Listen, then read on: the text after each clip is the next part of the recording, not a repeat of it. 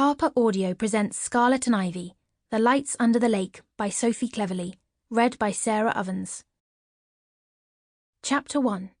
Ivy. Scarlet and I were a team that couldn't be broken.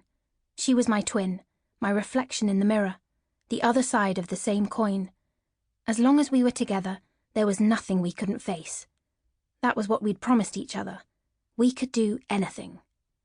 But this wasn't quite what I'd had in mind.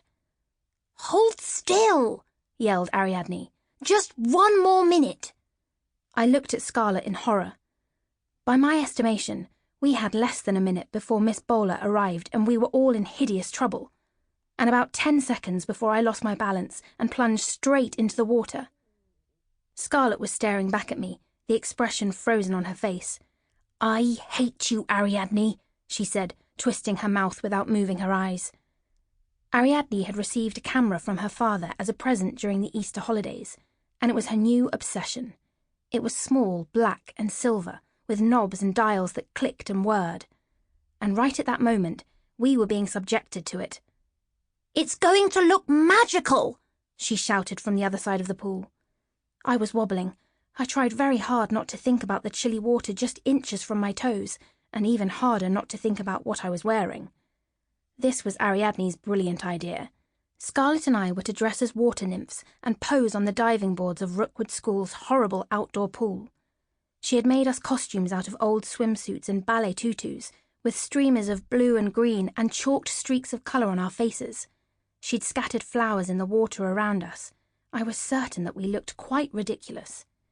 She wanted us both to do an arabesque, the ballet move where you stand on tiptoe with your arms outstretched and one leg up behind you, in a mirror image of each other. And now she was on the far side of the pool, bobbing up and down with the camera as she tried to get the perfect angle. "Who agreed to this again?" I whispered to Scarlet. The diving boards were cold and slippery, even in the morning sun.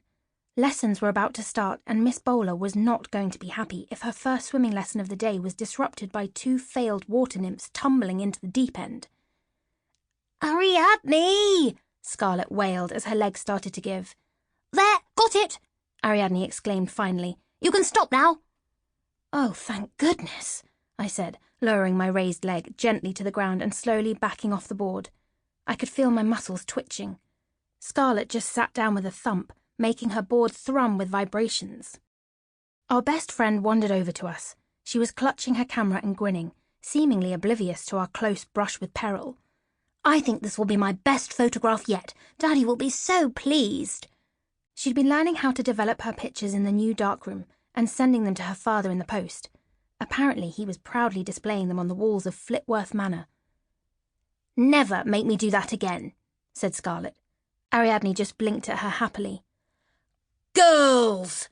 came a sudden booming voice. Uh-oh. The colour drained from our friend's face. The huge figure of Miss Bowler came striding past the changing rooms towards us, her whistle swinging back and forth round her neck. "What do you think you're doing? Is this some sort of art?" She bellowed the word as if it was something terrible and offensive. Ariadne stammered, holding the camera out in front of herself as if it would protect her. Miss Bowler glared at us furiously. "You should all be in lessons. My class is about to start and the pool is full of greenery." "I'll clear it up, miss," Ariadne squeaked. She ran and grabbed a net that was leaning against the wall and began trying to sweep the flowers from the water. The camera bounced on its leather strap as she moved. The swimming instructor turned her glare to my twin. "I expect better from you, Ivy." "I'm Scarlet," said Scarlet. Miss Bowler went red. "I don't care who you are. Clean up this mess and get inside. And for goodness sake, put your uniforms back on." I looked down at myself sheepishly. Ariadne had made a brave effort with her costumes, and she was certainly a good seamstress, but she wasn't exactly at the level of our Aunt Sarah.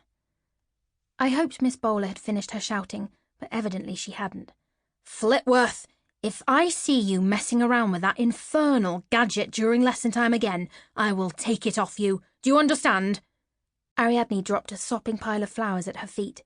"Yes, miss. I'll put it away, miss." Miss Bowler's face contorted with disgust. "Children," she muttered with distaste. "I've a good mind to make you swim lit." She cut herself off and looked over her shoulder. Some of the Sample complete. Ready to continue?